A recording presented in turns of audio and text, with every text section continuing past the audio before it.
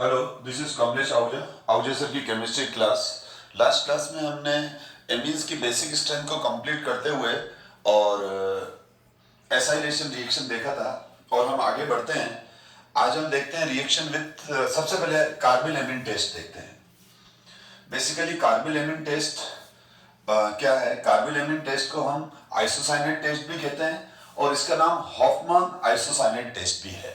इसका नाम क्या है? हॉफमान्स आइसोसाइनाइड टेस्ट। और एनसीईआरटी में इसका नाम मेंशन है carbyl amine reaction.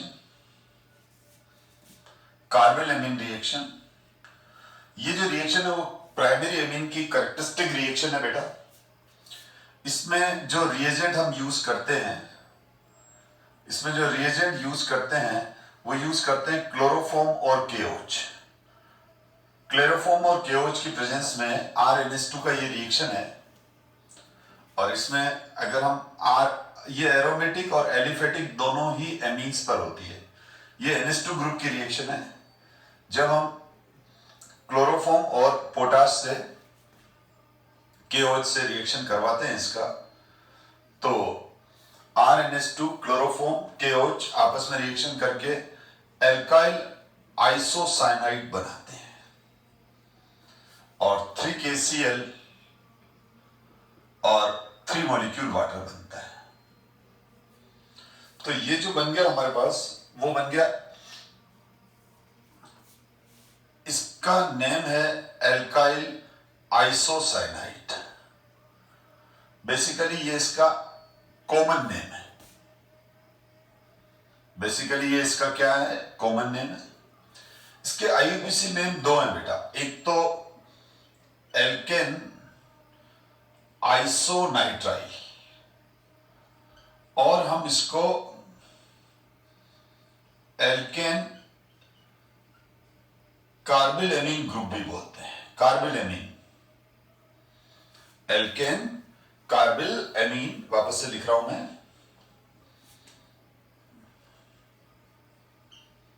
Alkene carbyl amine.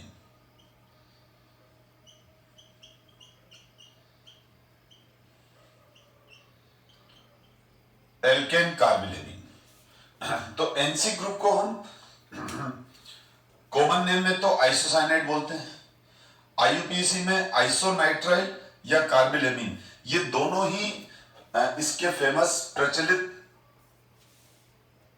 Suffix हैं, लेकिन मोर फेमस आइसोनाइट्राइल है। बहुत कम स्टूडेंट को यह मालूम होता है कि हम एल्काइल आइसोनाइट्राइल को एल्केन कार्बिल एमीन भी बोल सकते हैं। इस वजह से तो इसका रिएक्शन, इसको आइसोसाइनाइड हॉफमान आइसोसाइनाइड रिएक्शन कुछ बुक में लिखा रहता है, हॉफमान आइसोसाइनाइड रिएक्शन कुछ बुक में लिखा रहता है, हॉफमान कार्बिल एमीन रिएक्शन। तो कार्बिल एमीन और आइसोसाइनाइड एक ही बात है। अगर आपको कोई पूछे कि कार्बिल अमाइन ग्रुप कौन सा है, तो आप बोलोगे carbyl amine group. Isocyanide group को ही हम क्या बोलते हैं? Carbyl amine. और यहां पर ये इसके IUPAC नेम है बेटा, ये ध्यान रखना। अब ये IUPAC नेम हो गया इसका, एल्काइल आइसोसाइनाइड। और इसकी स्मेल बड़ी फाउल होती है, बिल्कुल गंदी सी स्मेल होती है। हम रिपेल होंगे, यानी दूर भागते हैं, इसी मतलब स्मेल होती है इसकी। फाउल स्मेलिंग एल्काइल आइसोसाइनाइड्स होते हैं। तो अब वही है, अगर यहां R की वैल्यू मैं क्लियर कर दूं, R की वैल्यू CH3 है, तो इसका कॉमन नेम हो जाएगा मिथाइल आइसोसाइनेट। IUPAC नेम हो जाएगा मिथेन आइसोनाइट्राइल और मिथेन कार्बिल एमीन। अगर मैंने ये CH3 CH2 NC कर दिया, तो इसका कॉमन नेम हो जाएगा ethyl isocyanide, ethane isonitrile, ethane carbyl amine, 2 carbon है। ये वाला कार्बन चेन में नहीं आता क्योंकि चेन से अलग है। तो ये एरोमेटिक और एलिफेटिक प्राइमरी एमीन्स की कैरेक्टरिस्टिक रिएक्शन है। अगर हम इसकी जगह मैंने अगर एनिलीन ले लिया बेटा, एनिलीन ले लिया तो भी यही रिएक्शन मिलेगा हमको। तो ये NH2 ग्रुप का रिएक्शन है, प्राइमरी एमीन का रिएक्शन है। और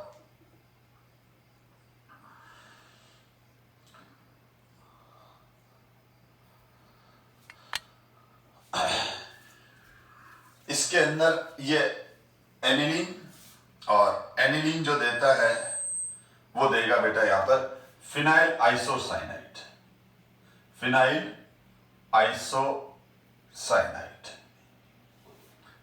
और इसका आईयूपीएसी नेम है बेंजीन कार्बिलेमीन और बेंजीन आइसोनाइट्राइल।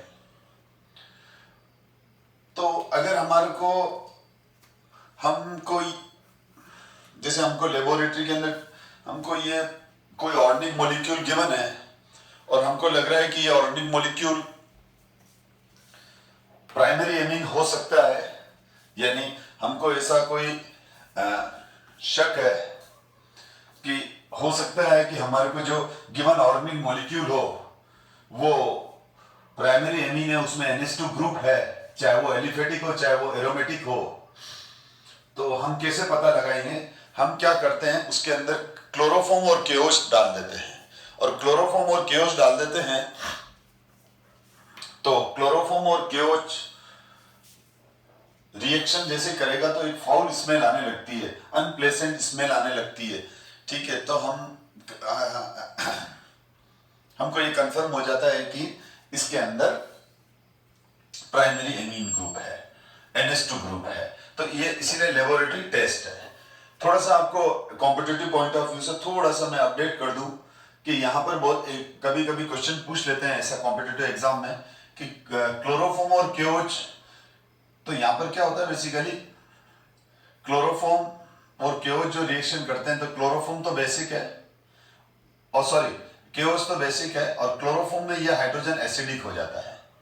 तो ये OH और ये H+ रिएक्ट करते हैं, और कुल मिला के क्लोरोफॉर्म और केओच जब रिएक्ट करते हैं तो ये वाटर मॉलिक्यूल निकल जाता है और एक KCl निकल जाता है।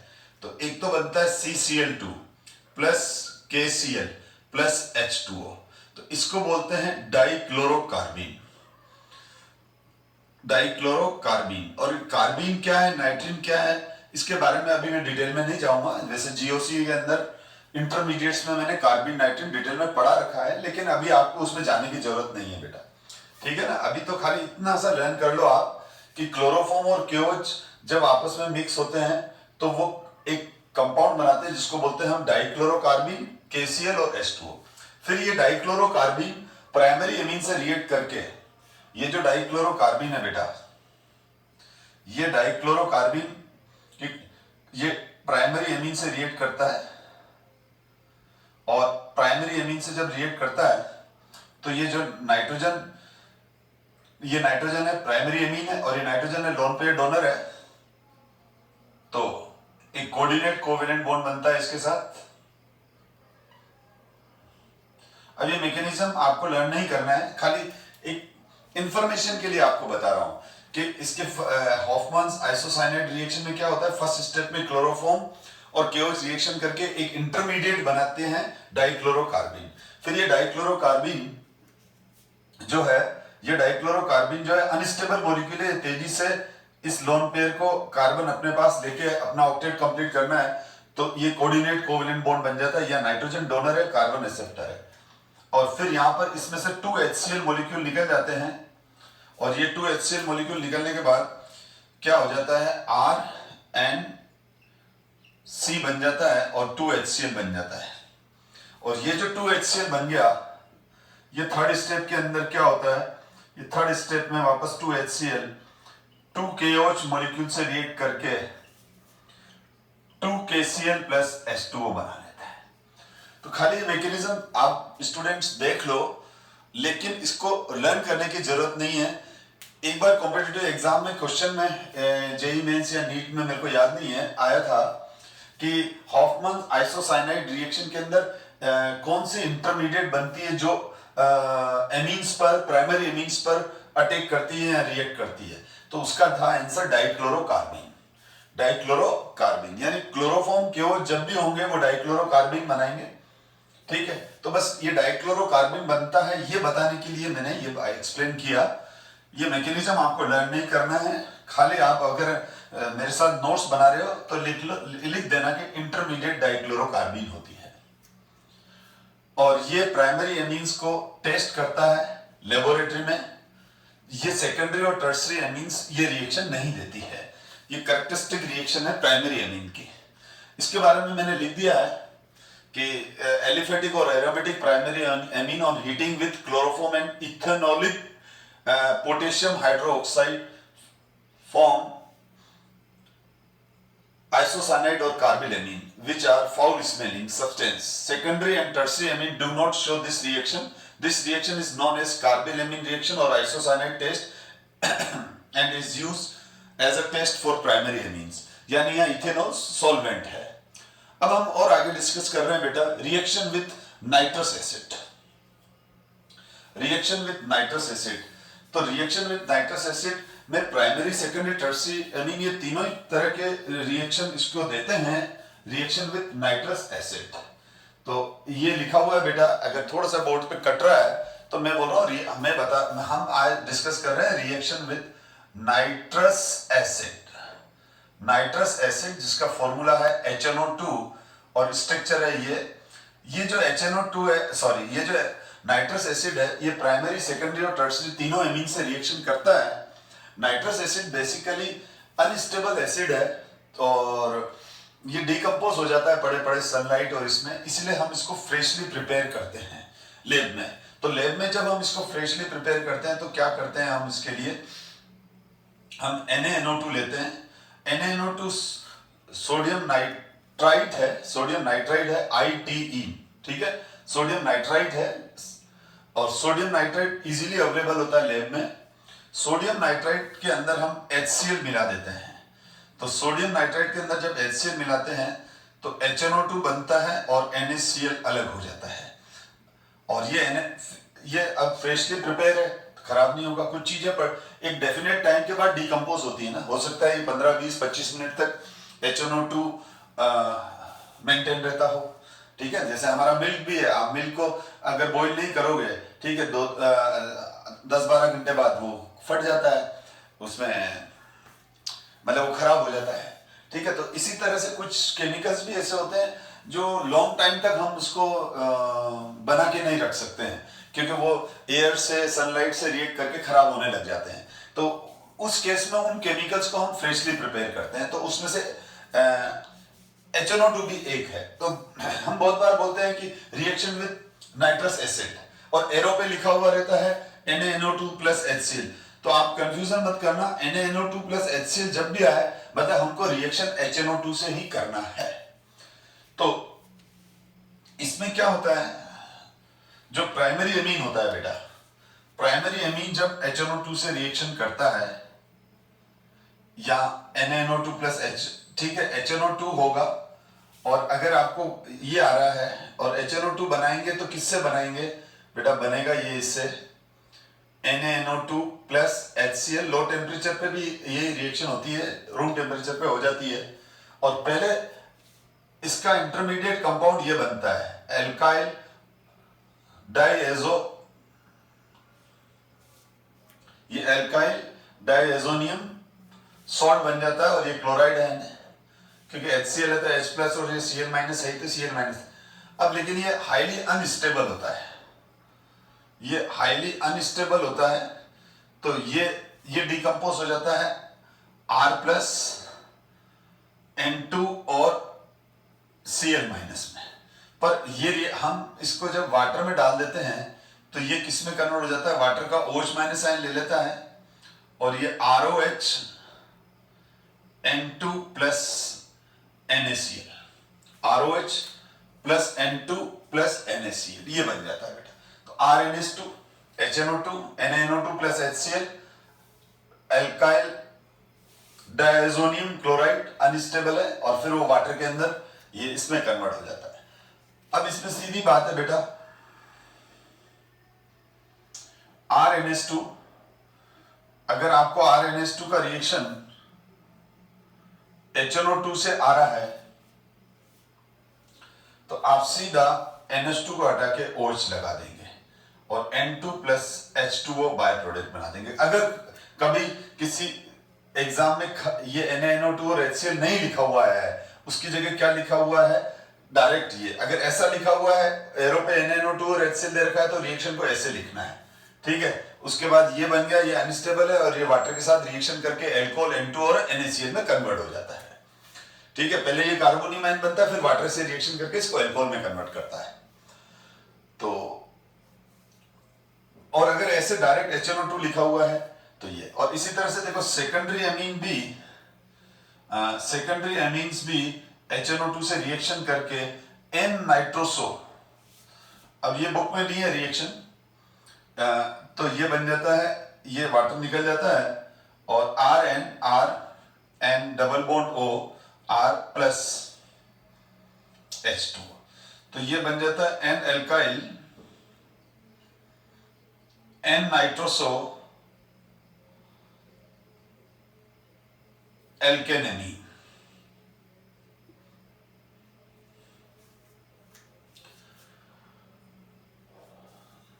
और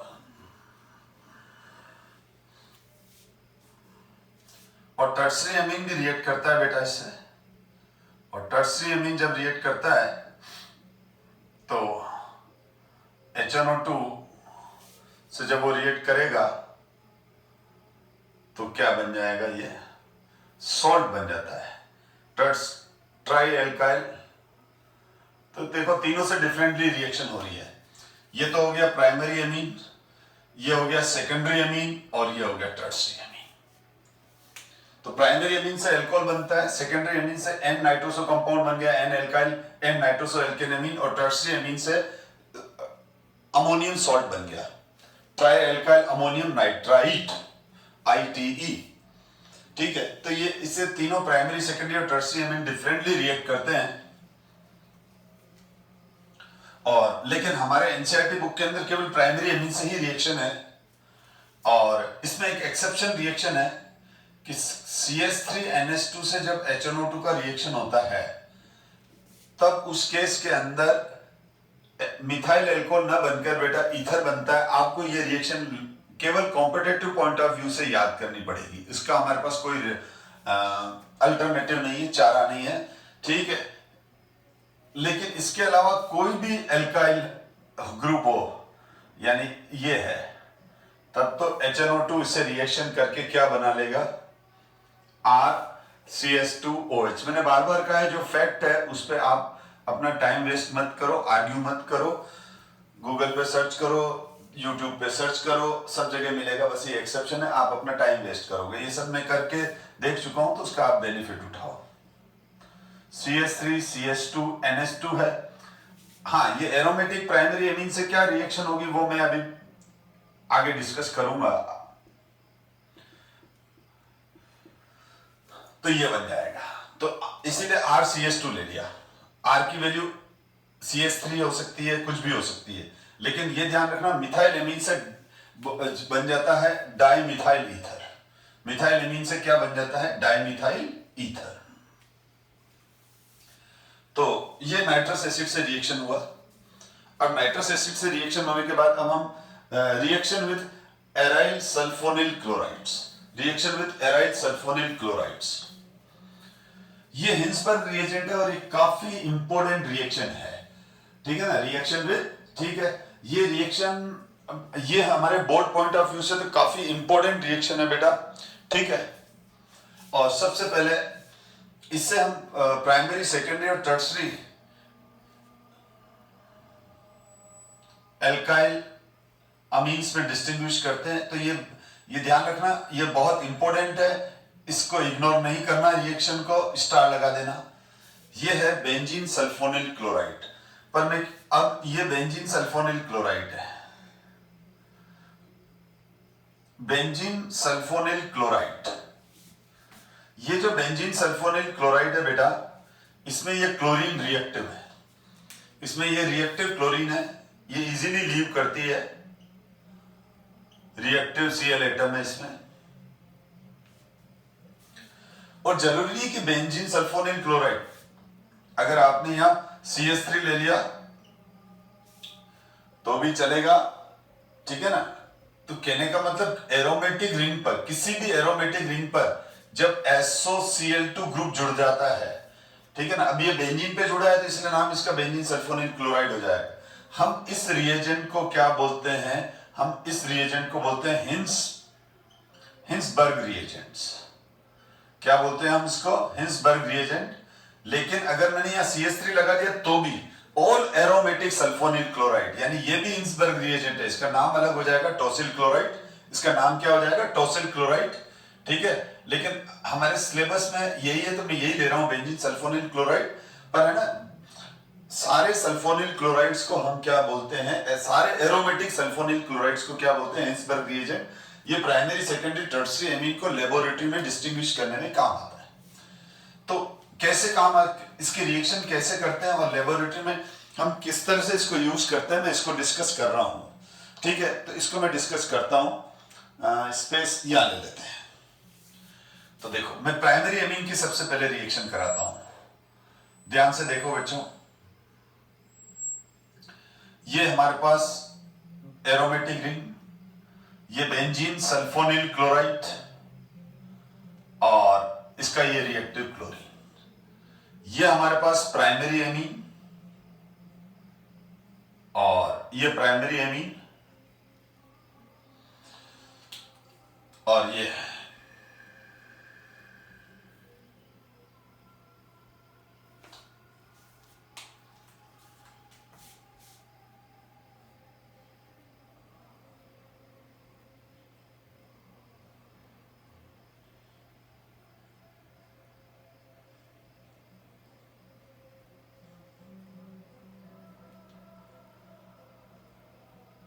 और ये HCl।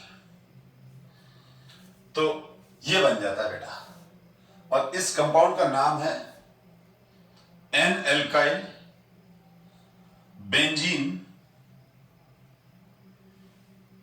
Sulphonamide, sulphonamide. और इसके अंदर ये हमारा एसिडिक H एटम होता है, ये एसिडिक H है।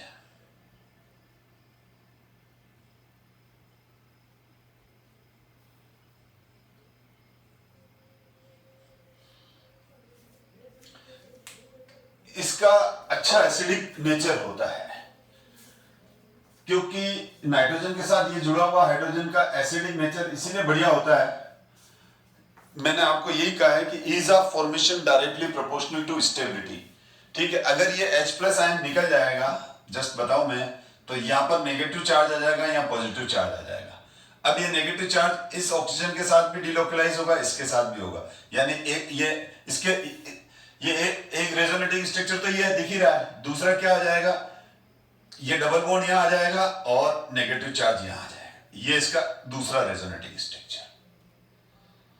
और ये रेजोनेटिंग स्ट्रक्चर यूं भी हो सकता है, ये बॉन्ड इधर गया तो यहां प्लस आ जाएगा या माइनस आ गया, ये माइनस और ये प्लस। अब ये प्लस माइनस क्या कर जाएंगे, बॉन्ड बना जाएंगे। तो ये क्या हो गया, यहां पर जो नाइट्रोजन पे जो नेगेटिव चार्ज आया वो नाइट्रोजन से ज्यादा मोर इलेक्ट्रोनेगेटिव ऑक्सीजन पर चला गया।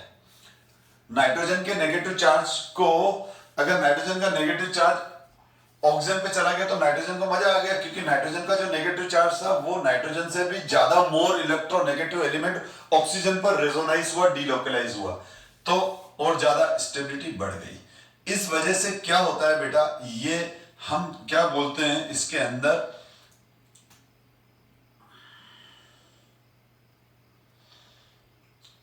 ये एसिडिक H एटम है, एन एल्काइल बेंजीन सल्फोनामाइड है, तो ये एसिडिक H एटम है इसमें। अब ये एसिडिक H एटम है, तो जब हम इसको एक्वस KOH या एक्वस NaOH में डालते हैं तो ये एसिडिक मॉलिक्यूल होने की वजह से इस एसिडिक नेचर, इस एसिडिक H एनयू ने, ठीक है, तो ये प्रेसिपिटेट डिसॉल्व हो जाता है। हाँ, मैं एक बात बताना भूल गया कि ये जो एन एल्काइल बेंजीन सल्फोनामाइड है ये प्रेसिपिटेट है, यानी ये इनसॉल्युबल है। और अब हम क्या करते हैं, इसके अंदर जैसे ही हम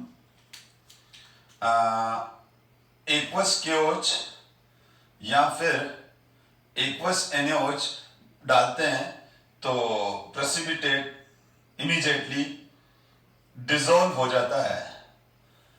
तो कहने का मतलब यह हुआ कि जब हमने Hinsberg reagent benzene sulphonyl chloride का प्राइमरी एमीन से रिएक्शन कराया तो हमारे पास N एल्काइल, हमारे पास क्या मिल रहा है, हमको N एल्काइल बेंजीन सल्फोनामाइड मिल रहा है, इसका प्रेसिपिटेट आ रहा है।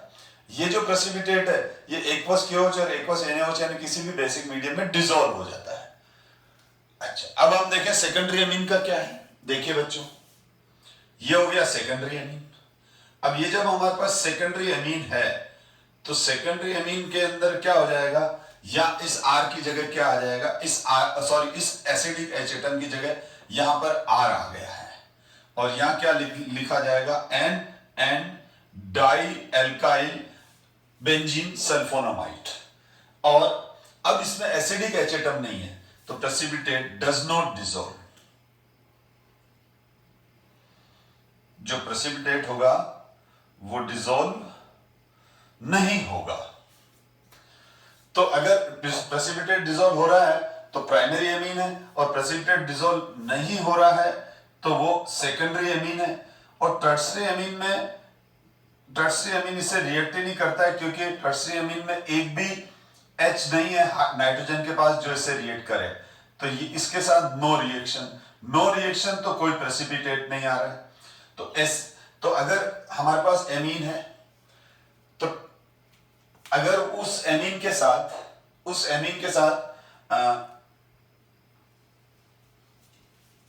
हिंसबर्ग रिएजेंट रिएक्ट नहीं कर रहा है तो हम बोलेंगे, और कोई प्रेसिपिटेट नहीं आ रहा है तो हम बोलेंगे टर्सरी एमीन है।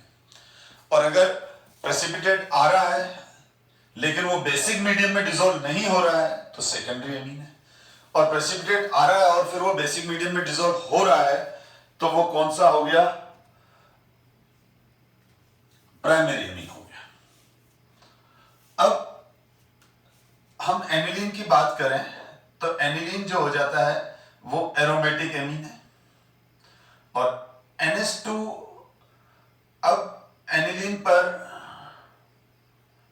जो एनिलीन है, एनिलीन पर इलेक्ट्रोफिलिक सब्स्टिट्यूशन रिएक्शन होगा क्योंकि एरोमेटिक कंपाउंड्स की जो कैरेक्टरिस्टिक रिएक्शन होती है वो होती है, एरोमेटिक कंपाउंड की जो कैरेक्टरिस्टिक रिएक्शन होती है वो होती है इलेक्ट्रोफिलिक सब्स्टिट्यूशन रिएक्शन। ये इलेक्ट्रोफिलिक सब्स्टिट्यूशन रिएक्शन सारे एरोमेटिक कंपाउंड देते हैं। ये इलेक्ट्रोफिलिक सब्स्टिट्यूशन रिएक्शन सारे एरोमेटिक कंपाउंड देते हैं, चाहे बेंजीन हो, क्लोरोबेंजीन हो, नाइट्रोबेंजीन हो, कोई भी हो। ठीक है, तो ये सारे के सारे क्या देते हैं, इलेक्ट्रोफिलिक सब्स्टिट्यूशन रिएक्शन देते हैं। टॉलिन है, बेंजीन है, क्लोरोबेंजीन है, बेंजोइलेट है, नाइट्रोबेंजीन है, जो भी है वो सब के सब क्या देंगे, इलेक्ट्रोफिलिक सब्स्टिट्यूशन रिएक्शन। जैसे एल्काइल हैलाइड क्या देते हैं, nucleophilic substitution reaction SN1 SN2। Alkene और एल्काइन की कैरेक्टरिस्टिक रिएक्शन क्या है, electrophilic addition reaction. Carbonyl compounds की कैरेक्टरिस्टिक रिएक्शन कौन सी है, न्यूक्लियोफिलिक एडिशन रिएक्शन। ये सब चीजें पढ़ा चुका हूं मैं। तो अब क्या हो जाएगा, यहां पर NH2 एक स्ट्रॉन्ग इलेक्ट्रॉन डोनेटिंग ग्रुप है। NH2 स्ट्रॉन्ग +M या +R ग्रुप है, अच्छा इलेक्ट्रॉन डोनेटिंग ग्रुप है, बहुत तेजी से रिंग को इलेक्ट्रॉन देता है। और जैसे ये इलेक्ट्रॉन देगा वैसे ही यहां पर पॉजिटिव चार्ज आ गया।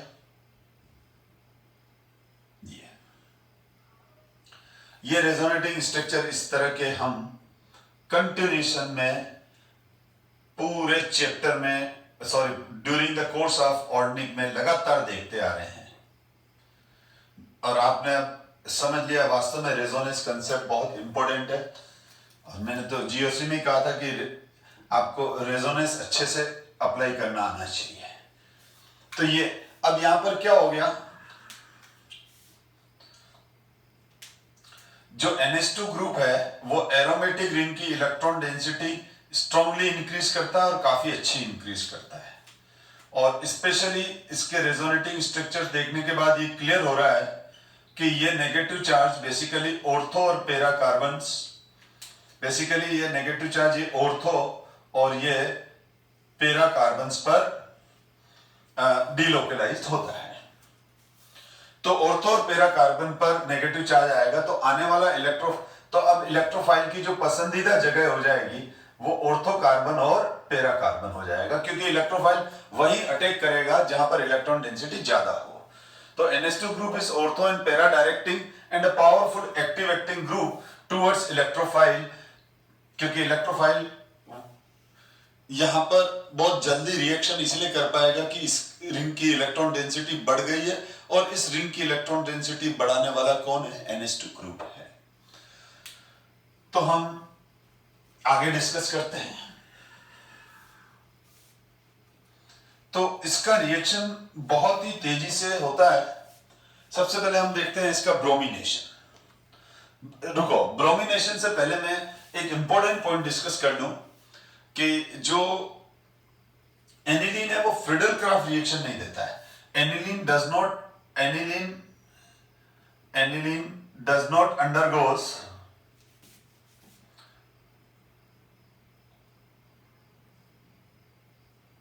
फ्रिडल क्राफ्ट एल्काइलेशन या एसाइलेशन, कोई भी रिएक्शन है। क्यों नहीं देता है? क्योंकि जो फ्रिडल क्राफ्ट रिएक्शन के अंदर हम क्या लेते हैं बेटा? FeCl3 लेते हैं, AlCl3 लेते हैं। तो ये जो FeCl3 और AlCl3 है ये लुईस एसिड है और एनिलीन इटसेल्फ लुईस बेस है। तो क्या होता है कि फ्रिडल क्राफ्ट रिएक्शन में होता यह है कि हमने फ्रिडल क्राफ्ट रिएक्शन को स्टार्ट किया, तो फ्रिडल क्राफ्ट रिएक्शन को जब करेंगे तो हम एनिलीन के अंदर एल्काइल, कोई भी एल्काइल हैलाइड जैसे CH3Cl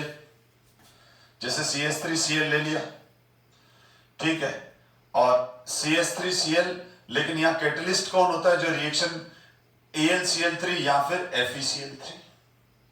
अब ये जो कैटलिस्ट है, ये जो इसके फ्रिडल क्राफ्ट रिएक्शन के जो ये कैटलिस्ट है, ये लुईस एसिड है। ये हमेशा लुईस बेस को ढूंढते रहते हैं, तो ये CH3Cl को भूल जाते हैं, उसकी तरफ देखते ही नहीं है। तो होता क्या है, ये जो लॉन पेयर है ये AlCl3 या FeCl3 के साथ ये आपस में रिएक्शन करके और कॉम्प्लेक्स कंपाउंड या यूं बोलो कोऑर्डिनेटेड कंपाउंड बना देते हैं। यानी नाइट्रोजन का लोन पेयर आयरन के साथ कोऑर्डिनेट कोवेलेंट बॉन्ड बना देता है, और आपको मालूम है एल्यूमिनियम, आयरन ये कोऑर्डिनेट कोवेलेंट बॉन्ड बना लेते हैं क्योंकि इनका साइज छोटा होता है। Fe+2, Fe+3, Al+3 या सारे ट्रांजिशन एलिमेंट, और जिन स्टूडेंट ने कोऑर्डिनेशन केमिस्ट्री वाला चैप्टर पढ़ रखा है तो उनको मालूम है कि ये बॉन्ड कैसे बनते हैं। तो कुल मिला के अगर नहीं भी मालूम है तो परेशान होने की जरूरत नहीं। मैं बता रहा हूं कि नाइट्रोजन एक लुईस बेस है तो अपना, और ये एक लुईस एसिड है, तो ये इलेक्ट्रॉन पेयर एक्सेप्टर है, ये डोनर है, तो ये आपस में ये रह जाते हैं और ये रिएक्शन में इन्वॉल्व ही नहीं हो पाता है। तो इसीलिए ऑर्थो और पैरा पोजीशन पे CH3 नहीं आता है। तो ये बहुत बहुत इंपॉर्टेंट क्वेश्चन है बेटा, ध्यान रखना कि why aniline does not undergoes Friedel Crafts reaction. तो आपको बिल्कुल ये लिख देना ऐसे जैसे मैंने प्रेजेंटेशन दिया है, और नीचे लिख देना कि AlCl3 या FeCl3 एनिलीन के साथ कोऑर्डिनेट कोवेलेंट बॉन्ड बना देता है, और ये तो इस वजह से फ्रिडल क्राफ्ट रिएक्शन इसका नहीं होता है। इसलिए हमने फ्रिडल क्राफ्ट एल्काइलेशन एसाइलेशन वाला रिएक्शन या ऐसी सारी रिएक्शन जिसमें AlCl3 FeCl3 है, कैटलिस्ट है, वो रिएक्शन ये नहीं देगा। ब्रोमिनेशन में क्या है? ब्रोमिनेशन में ये है बेटा, ये तेजी से रिएक्शन करता है ब्रोमिनेशन में, और एनिलीन जब ब्रोमीन वाटर से रिएक्शन करता है तो यहां पर ब्रोमीन वाटर से जब इसका रिएक्शन होता है तब एनिलीन हमको देता है 2,4,6 ट्राइब्रोमो एनिलीन। तो क्या बनता है हमारे पास? 2,4,6 ट्राइब्रोमो एनिलीन। ये हो जाता है 1 2 3 4 5 6 2 4 6 ट्राइब्रोमो एनिलीन। इसका वाइट प्रेसिपिटेट आता है।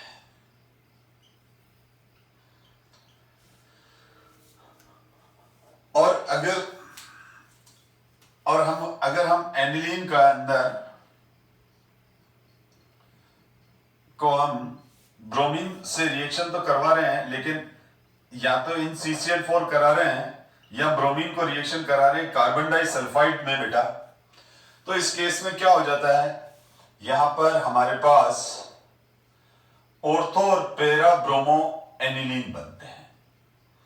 ऑर्थो और पैरा ब्रोमो एनिलीन बनते हैं। आपको ध्यान हो, मैंने ना फिनोल में जब किया था, बस मैं बार बार पिछली बातें इसलिए याद दिलाता हूं, कई दिया याद दिलाता हूं, ताकि आप बार बार मल्टीपल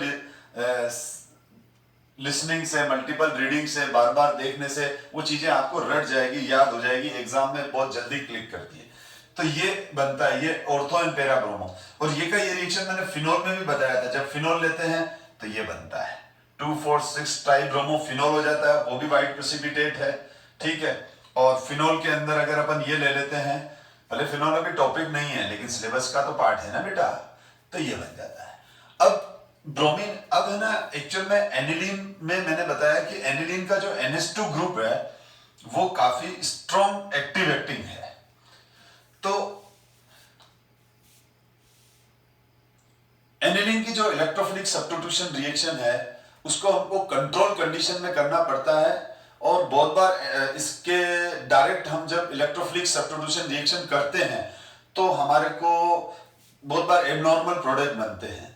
तो हम जब एनिलीन का इलेक्ट्रोफिलिक सब्स्टिट्यूशन रिएक्शन करते हैं तो उससे पहले हम NH2 ग्रुप का एसाइलेशन कर लेते हैं। Before subjecting electrophilic substitution reaction in aniline, हम एनिलीन को जब इलेक्ट्रोफिलिक सब्स्टिट्यूशन रिएक्शन के लिए एंटर कराते हैं उससे पहले हम NH2 ग्रुप का एसाइलेशन करते हैं। तो एसाइलेटेड एनिलीन पर हम इलेक्ट्रोफिलिक सब्स्टिट्यूशन रिएक्शन करते हैं, उससे रिएक्शन कंट्रोल कंडीशन में होती है। तो इसका ये जो डिटेल कंसेप्ट है ये मैं आपको नेक्स्ट क्लास में एक्सप्लेन करूंगा, क्योंकि थोड़ा पॉइंट बड़ा है और फिर कुछ एग्जांपल है। और बस ये अब जो चैप्टर रह गया है वो 2 क्लासेस का रह गया है और काफी इजी चैप्टर है। आगे नेक्स्ट क्लास में सारे कॉन्सेप्ट और कंसेप्ट वाली रिएक्शन है, तो नेक्स्ट क्लास में ये एनिलीन कंप्लीट हो जाएगा और फिर उसके नेक्स्ट क्लास में हम डायजोनियम सॉल्ट स्टार्ट करेंगे। Thank you so much my dear student.